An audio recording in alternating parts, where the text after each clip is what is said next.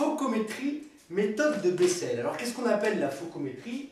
Eh bien, c'est la technique permettant de déterminer la distance focale d'une lentille que l'on ne connaît pas, évidemment. Alors, la méthode de Bessel consiste en quoi? Eh bien, vous prenez un objet AB, vous mettez un écran à une distance grand D égale 60 cm, l'axe des X est le suivant, donc à l'abscisse XA correspond XO, c'est-à-dire 0. Hein. Et puis, on va l'appeler O1 pour cette lentille. Eh bien, vous déplacez votre lentille et il existe deux positions de la lentille pour lesquelles on obtient une image nette sur l'écran. Évidemment, à condition que D soit supérieur à une certaine valeur. Eh bien, vous allez démontrer cette proposition. À vous de jouer. On démarre, méthode de Bessel. Eh bien, qu'est-ce qu'on fait tout de suite? On écrit la relation de conjugaison de Descartes.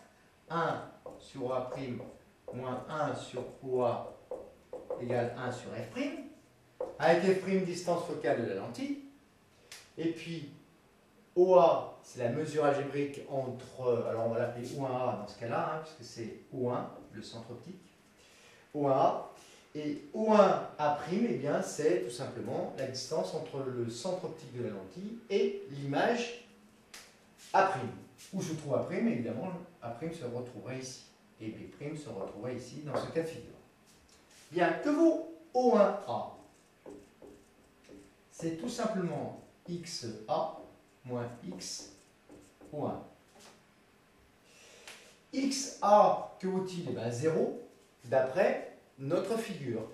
Et XO1, ben, c'est la position quoi? Tout simplement ici, XO1. C'est l'abscisse du point O1, centre optique de la lentille. Donc, je vais l'appeler X, pour simplifier. Ce sera la première position, ça correspondra à la première position de la lentille, qui nous permettra d'avoir l'image A'B' sur l'écran. Ensuite, que vaut O1A? Mesure algébrique de O1A'. Eh bien, c'est XA' moins XO1.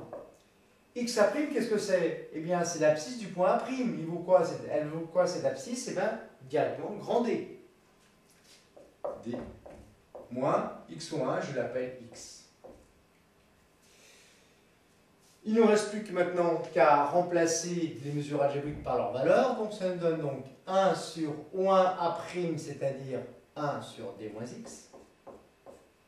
Moins 1 sur quoi? Eh bien, moins 1 sur quoi? Sur X. O1A égale quoi? Moins X, pardon. 1 sur moins X. Égale 1 sur F', ce qui nous donne donc 1 sur D moins X, moins ça fait plus 1 sur X égale 1 sur F'. On met sur le même dénominateur, ça nous donne donc D moins X fois X, ici X, et ici plus D moins X. Voilà. Autrement dit, eh bien, X moins X, ça simplifie. On fait le produit en croix. D fois F' égale D moins X fois X, c'est-à-dire dx moins x carré. Autrement dit, x carré, j'envoie de l'autre côté, x carré moins dx plus df' égale 0. Au passage, mon équation est bien homogène. Hein. Des distances au carré, on va en mètre carré, mètre fois mètre, mètre carré, mètre fois mètre, mètre carré. Voici une équation du second degré. Donc il existe, pour certaines conditions sur D bien sûr, deux valeurs de x qui nous permettent, hein, donc deux valeurs de position de la lentille, qui nous permettent d'avoir l'image nette. Alors, que vaut delta? Delta égale b carré, c'est-à-dire d au carré moins 4ac moins 4 fois 1 fois df'. Il faut que delta soit supérieur à 0 pour avoir deux solutions. C'est-à-dire que d carré doit être supérieur à 4d f', en simplifiant, ça nous donne d supérieur à 4f'. Il faut donc que la distance entre l'objet et l'écran soit supérieure à 4 fois la distance focale de la lentille pour qu'on ait deux positions de cette lentille qui nous permettent d'avoir une image nette. Que valent ces deux positions? Eh bien, prenons la première. x1 égale, donc, moins b, ça fait d, moins racine de delta, c'est-à-dire d carré moins 4df' sur 2a sur 2. Et la deuxième position, xd égale moins b, c'est-à-dire d, plus racine carrée de delta, c'est-à-dire d carré moins 4df' divisé par 2. Voici les deux positions de la lentille qui nous permettent d'avoir une image nette sur l'écran. Partez pas, on va passer à la deuxième question. Si tu es encore là, c'est que tu en veux. Et si tu en veux, tu vas réussir, c'est sûr. Passons à la deuxième question. On n'a pas déterminé f'. Donc, qu'est-ce qu'on a? On a les deux positions de x qui nous permettent d'avoir une image nette sur l'écran. On mesure la distance entre ces deux positions. On trouve petit d égale 41 cm. Donc 41 cm, ça vaut x2 moins x1. En déduire la distance focale f'. À vous de jouer.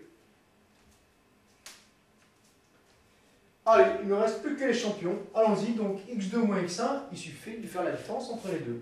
Ça nous donne donc x2 moins x1 égale quoi? Eh bien, grand D moins racine de delta sur 2. Pardon. Grand D plus racine de delta sur 2. Moins x1, grand D moins racine de delta sur 2. Le tout divisé par rien du tout. Donc ça nous donne quoi? Eh bien, ça nous donne D sur 2 moins D sur 2, ça disparaît, plus racine de delta sur 2 moins, ça fait plus 2 racine de delta sur 2, c'est-à-dire racine de delta. Donc nous avons petit d qui est égal, tout simplement, à racine de delta, c'est-à-dire racine carrée de d au carré moins 4df'.